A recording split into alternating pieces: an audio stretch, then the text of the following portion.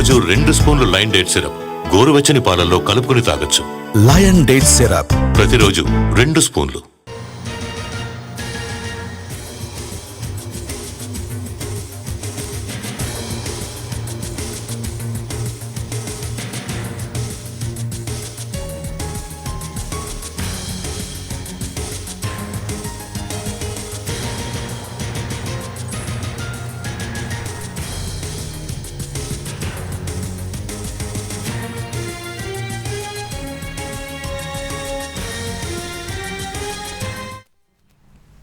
SLBC ఘటనపై CM Revanth Reddy వ్యాఖ్యలపై స్పందించారు మాజీ మంత్రి హరీష్ రావు.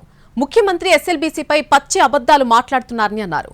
ఎస్ఎల్బీసీ కోసం తాము 3,000 కోట్లు ఖర్చు చేసి 11 కిలోమీటర్లకు పైగా తవ్వామన్నారు. ఈ విషయంలో ఎక్కడకు చర్చకు రావడానికి సిద్ధంగా ఉన్నా అన్నారు హరీష్ రావు.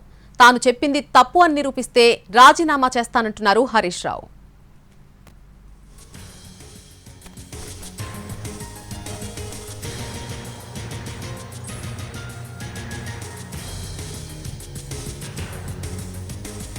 ఎస్ఎల్బీసీ ఘటనపై సీఎం రేవంత్ వ్యాఖ్యలపై స్పందించారు మాజీ మంత్రి హరీష్ రావు. ముఖ్యమంత్రి ఎస్ఎల్బీసీపై పచ్చి అబద్దాలే మాట్లాడుతున్నారని అన్నారు.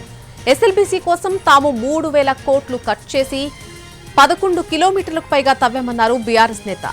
ఈ విషయంలో ఎక్కడకు చర్చకు రమ్మన్నా వస్తానని చెప్పారు. తాను చెప్పింది తప్పని నిరూపిస్తే కనుక రాజీనామా చేస్తానంటున్నారు హరీష్.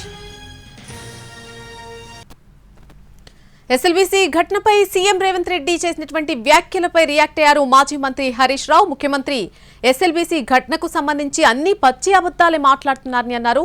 ఎస్ఎల్బీసీ కోసం తాము ఇప్పటివరకు 3,000 కోట్లు ఖర్చు చేసి 11 కిలోమీటర్ల పైగా తవ్వామన్నారు బీఆర్ఎస్ నేత హరీష్ రావు. ఈ విషయంలో ఎక్కడకు చర్చకు రావాలన్నా ఖచ్చితంగా వస్తామన్నారు. తాను చెప్పింది ఇన్ కేసు తప్పైతే కనుక ఆ విధంగా నిరూపిస్తే కనుక రాజీనామా చేస్తానంటున్నారు హరీష్ రావు.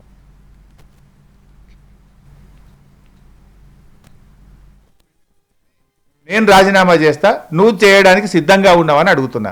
గొంతు పెద్దగా చేసుకొని చిల్లర మాటలు మాట్లాడి అబద్ధాలు మాట్లాడినంత మాత్రాన నిజాలు కావు. నీ ప్రభుత్వం దారుణంగా ఫెయిల్ అయిపోయింది. ఇవాళటికి 10వ రోజు కూడా కనీసం వాళ్ళ డెడ్ బాడీస్ని కూడా బయటకు తెలియకపోతున్నారు. ఒక మంత్రి ఏమో చనిపోయింది అంటాడు, ఒక మంత్రి ఏమో బతికే ఉందరంటాడు, ముఖ్యమంత్రి ఏమో 3 రోజులు అంటాడు. ఉత్తమ్ కుమార్ రెడ్డి వారం కిందనే 2 రోజుల లోపల బయటకు వస్తారు అన్నాడు, మళ్ళీ తెల్లారి 3 రోజుల్లో బయటకు వస్తాడు అన్నాడు. నిన్న రేవంత్ రెడ్డి పోయి 3 రోజుల్లో బయటకు వస్తారంటాడు. ఇక లీకులు రోజుగా దొరికిండ్రు, అయిపోయింది, ఇవాళనే బయటకు వస్తుంది, సాయంత్రానికి ఫలితం వస్తుంది, రేపు ఫలితం వస్తుంది అని రోజుకొక లీకులు ఇచ్చి ఇవాళ రాష్ట్ర ప్రజల్ని మీడియాను కూడా తప్పుదో పట్టిస్తూ ఉన్నారు. డైరెక్ట్గా మీ మీద కూడా ముఖ్యమంత్రి గారు కామెంట్ చేశారు. మీరు ఘటన జరిగిన తర్వాత దుబాయ్ వెళ్ళారు, అక్కడ ఎంజాయ్ చేస్తున్నారని, కావాలంటే పాస్పోర్ట్ బయట పెట్టమనండి, నేనే లెటర్ రాస్తాను, మీ బయట పెడతానంటున్నారు. ఇదొక దివాళాకోరు దిక్కుమాలిన రాజకీయం.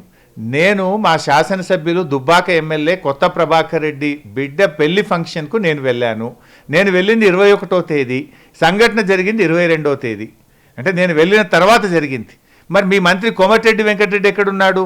అసలు ఇంకోటి నేను అడుగుతా ఉన్నా, ఇవాళ ప్రభుత్వంలో మీరున్నారా, మేమున్నామా?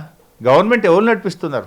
సంఘటన జరిగితే రెస్క్యూ ఆపరేషన్ చేయాల్సింది, వాళ్ళని కాపాడాల్సింది ప్రభుత్వమా, ప్రతిపక్షంలో ఉండే శాసనసభ్యుడా?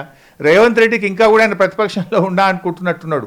గతంలో కూడా కాళేశ్వరం పిల్లర్ కుంగిపోతే అది రిపేర్ చేయండి అంటే నేను మీకే అవకాశం ఇస్తా, చేయండి, ఎస్ ఐఎమ్ రెడీ అంటే నోరు మూసిండు.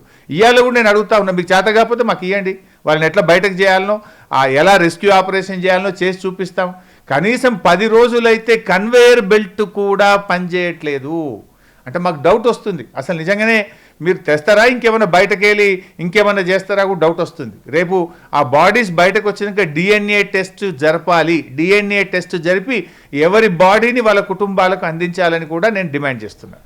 ఇంకో కామెంట్ కూడా చేశారు. గతంలో మీరు అధికారంలో ఉన్న సమయంలో శ్రీశైలంకి వెళ్తే PCC హోదాలో వెళ్ళినటువంటి రేవంత్ రెడ్డి మీరు ఆయన వెళ్ళనీయలేదు, కానీ మిమ్మల్ని అక్కడికి వెళ్ళి చూసే విధంగా కూడా చేశాము, ఈ విధంగా ప్రతిపక్షాలు ఎక్కడికైనా వెళ్ళే అవకాశం ఉందంట. ఆ రోజు సంఘటన రెస్క్యూ ఆపరేషన్స్ జరుగుతూ ఉన్నాయి, అక్కడ పరిస్థితి బాగలేదని చెప్పి లోపలికి వెళ్ళనీయలేదు, దగ్గర దాకా వెళ్ళనిచ్చారు. ఈరోజు చూస్తే మమ్మల్ని కూడా మొన్న పోనీయలేదు కదా. ఇవాళ నిన్న రేవంత్ రెడ్డి పోయినా, కాంగ్రెస్ పార్టీ ఎమ్మెల్యేలు పోయినా, బీజేపీ ఎమ్మెల్యేల బృందం పోతేనేమో సాదర స్వాగతం చెప్పారు. మేము వెళ్తే మమ్మల్ని లోపల పోనీయకపోతే మేము రోడ్డు మీద కూర్చొని ధర్నాలు చేసినాం, మా మీద కేసులు పెట్టిండ్రు, మమ్మల్ని ఇబ్బంది పెట్టిండ్రు, లోపలికి కూడా టనల్ లోపలికి మమ్మల్ని వెళ్ళనీయలేదు. అదే బీజేపీ ఎమ్మెల్యేలు పోయిండ్రు, కాంగ్రెస్ ఎమ్మెల్యేలు పోయిండ్రు, కానీ బీఆర్ఎస్ ఎమ్మెల్యేలు లోపలికి పోతే వాళ్ళ సంగతి బయటపడుతుందని, వాళ్ళ తప్పులు బయటపడతాయని చెప్పి మమ్మల్ని లోపలికి పోనీయలే.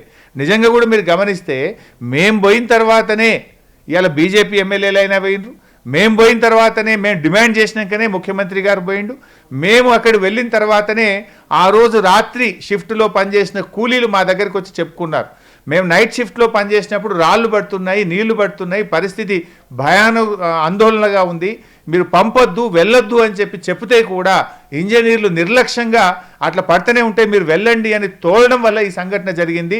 మా మాట కొద్దిగా వినున్నా కూడా ఈ 8 ప్రాణాలు పోకపోతుండే, ఈ సంఘటన జరగకపోతుండే అని నైట్ షిఫ్ట్లో పనిచేసిన కార్మికులు మాకు స్పష్టంగా చెప్పారు.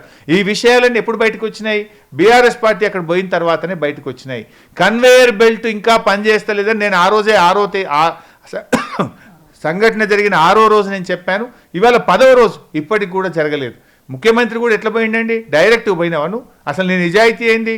ఒక రాష్ట్ర ముఖ్యమంత్రిగా నువ్వు వెంటనే వెళ్లాల్సి ఉండే. నీ సొంత జిల్లా మహబూబ్ నగర్, నువ్వు మొదలే వెళ్ళి ఉంటే అక్కడ ఈ పరిస్థితి ఉండకపోతుండే.